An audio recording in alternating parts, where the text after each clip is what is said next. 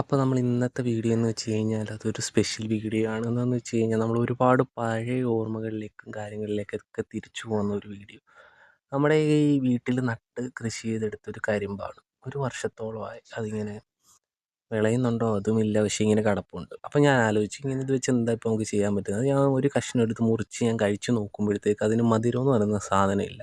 ഇപ്പോൾ ഈ മഴക്കാലം കൂടെ ആയതുകൊണ്ടാവാം അതിന് തീരെ മധുരമില്ലാത്തൊരു സംഭവം അങ്ങനെ ഇരിക്കുന്നു, എന്താണെന്ന് അറിയില്ല. അപ്പോഴത്തേക്കും ഞാനതിങ്ങനെ എടുത്തിട്ട് ദേ ഇതുപോലെ ഡൈസായിട്ട് കട്ട് ചെയ്ത് ഞാൻ എടുത്ത് ഒരു ബൗളിലേക്ക് മാറ്റി വെച്ചിട്ടുണ്ട്.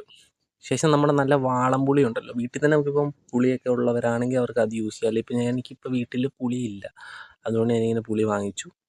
അതിങ്ങനെ നല്ല വെള്ളത്തിലിട്ട് ഒന്ന് കുതിരാൻ വെച്ചിട്ട് ശേഷം നന്നായിട്ട് ഞാൻ പിഴിഞ്ഞെടുക്കുന്നുണ്ട്. ശേഷം നമുക്ക് വേണ്ടത് എന്താണെന്ന് വെച്ച് കഴിഞ്ഞാൽ ഒരു പാൻ എടുത്ത് അങ്ങോട്ട് വെക്കുക. അതിലേക്ക് 1 കപ്പ് അളവിൽ ഇപ്പോൾ ഒരു സൂപ്പ് ബൗൾ ഉണ്ടല്ലോ, സൂപ്പ് ബൗളിന് 3/4 കപ്പാണ് ഞാൻ എടുത്തേക്കുന്നത്.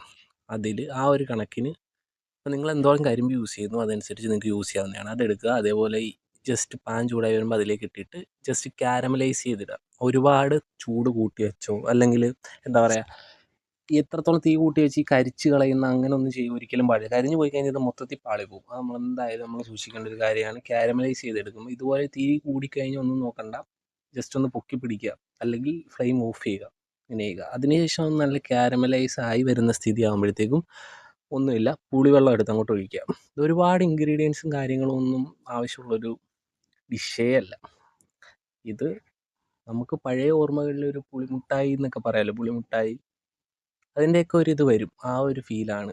ഈ ഒരു സോസിലേക്ക് നമ്മൾ നേരത്തെ കട്ട് ചെയ്ത് വെച്ചിരിക്കുന്ന കരിമ്പ് അതിലേക്ക് ഇടുക. ജസ്റ്റ് നല്ല രീതിയിലൊന്ന് ഇളക്കുക. ബിക്കോസ് ആ സോസ് എല്ലാം നമ്മളിപ്പോൾ അതിലേക്കൊന്ന് പിടിക്കണം, അബ്സോർബായി വരാൻ വേണ്ടിയിട്ടാണ്. ജസ്റ്റ് അതൊന്നും എല്ലാ ഭാഗത്തും ആ സോസ് എത്തുന്ന രീതിയിൽ അതൊന്ന് മുങ്ങിക്കിടക്കണം നമ്മുടെ ഈ സോസിൽ. അതാണ് മെയിൻ സംഭവം. ശേഷം ഒരു 10 മിനിറ്റെങ്കിലും മിനിമം വെച്ച് കഴിയുമ്പോഴത്തേക്ക് ഒന്ന് തണുത്ത് ഈ കാരമലൈസ് ആയ സോസ് ഉണ്ടല്ലോ, ഇതെല്ലാം അതിലേക്ക് പിടിക്കും.